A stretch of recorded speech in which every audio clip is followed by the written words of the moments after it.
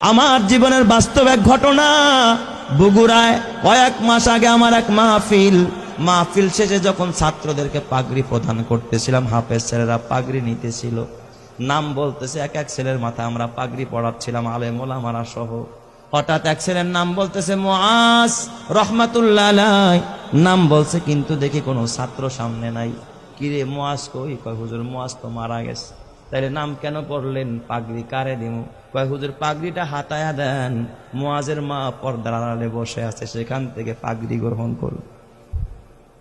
প্রত্যেকটা মানুষের দিল নরম হয়ে গেছে।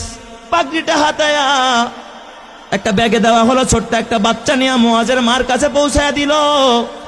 বয়ান শেষে আমি যখন খানা খাচ্ছিলাম, মোহতামিম সাহেবকে জিজ্ঞাসা করলাম, মোহতামিম সাহেব, জীবনে এই অভিজ্ঞতা আমার এই ফার্স্ট যে মৃত ছেলেকেও পাগড়ি দেওয়া হয়। এই কথা বলতেই মোহতামিম সাহেব দেখে কাঁদতেছে, বড় হাফেজ সাহেব পাশে বসা, সেও কাঁদতেছে। আমি কই কাঁদেন কেন?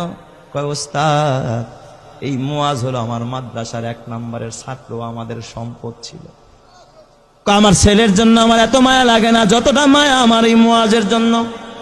আমি বললাম এত কি গুণ এই মুআজের? কয় ওস্তাদ, মুআজ 18 মাসে কোরআনের হাফেজ হয়, জীবনে পাগড়ি ছাড়া নামাজ পড়ে নাই, মুআজের বাবা নাই, মুআজের মা বড় অসহায়। এই মাদ্রাসা লিল্লা বোর্ডিং এ মুআজ রে এতিমখানায় ফ্রি খাওয়াই আমরা, চিকিৎসা পর্যন্ত আমরা করাই। আমি বললাম তাহলে মুআজ কেমনে মারা গেল? কয় হুজুর কিছুদিন আগে চিকুনগুনিয়া জ্বর হয়েছে, আমরা ওর মারে খবর দিলাম, বললাম মুআজের মা মুআজের বাসায় নিয়ে যান, চিকুনগুনিয়া জ্বর হয়েছে। মুআজ বাসায় যাইতে চায় না। কয় ওস্তাদ বাসায় গেলে জামাতের সাথে নামাজ পড়তে পারি না, ফজরের নামাজটাও জামাতে পড়া হয় না, আমারে বাসায় দিয়েন না, মরে যাই তো মাদ্রাসায় মরবো, বাসায় যাব না।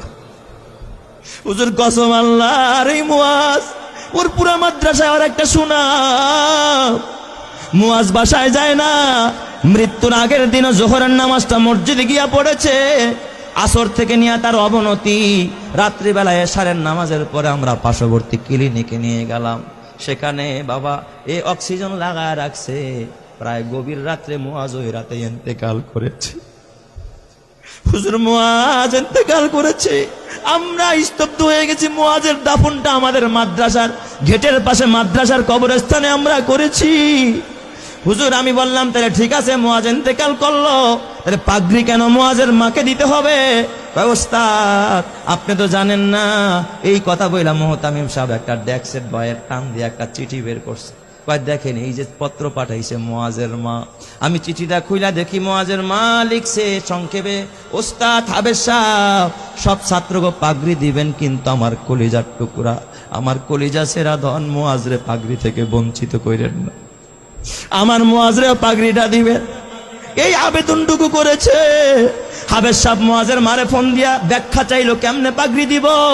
মুআজের মা ফোনের মাধ্যমে জানায়, ওস্তাদ এই দুনিয়া আমার মা নাই, বাবা নাই, চাইছিলাম আমার মুআজ আমারে দাফন করবে, আমার সন্তান আমারে জানাজা পড়ে আমারে কবরে রাখবে, কিন্তু আমার মুআজ যে আমার আগে চলে যাবে আমি মা ভাবতে পারি না। এই দুনিয়ায় এখন আর আমার কেউ নাই, দুনিয়া আমার স্বামী নাই, আমার মা নাই, বাবা নাই, আমার কলিজার টুকরা মুআজও চলে গেল। ওস্তাদ ওই পাগড়িটা আমি মা আমার মাথার কাছে দিয়া, মাথার নিচে দিয়া আমি প্রতি রাত্রে ঘুমাবো। আর আমি আমার ওয়ারেসকে বলে যাব, আমার ওয়ারেসেরা আমার মুআজ তো জানাজা পড়তে পারবে না, আমি মা যদি মারা যায় তোরা আমারে বাজারের কাফনের কাপড় দিয়ে আমারে কাফন পড়াবি না। আমার মুআজের যেই পাগড়িটা মাদ্রাসা থেকে পাইছে, আমি মাকে আমার কলিজার টুকরার পাগড়িটা দিয়ে আমি মারে কাফন পরাই আনছি। আমি এই পাগড়িটা কাফনের কাপড় হিসাবে ব্যবহার করব। এই জন্য আমি শুধু পাগড়িটা চাই। ও আমার মা গো, কালকে যদি মরে যাও মা, নাকের ফুল থাকবে না, কানের দুল থাকবে না, গলার মালা থাকবে না, হাতের বালা থাকবে না মা, খালি হাতে যেতে হবে মা।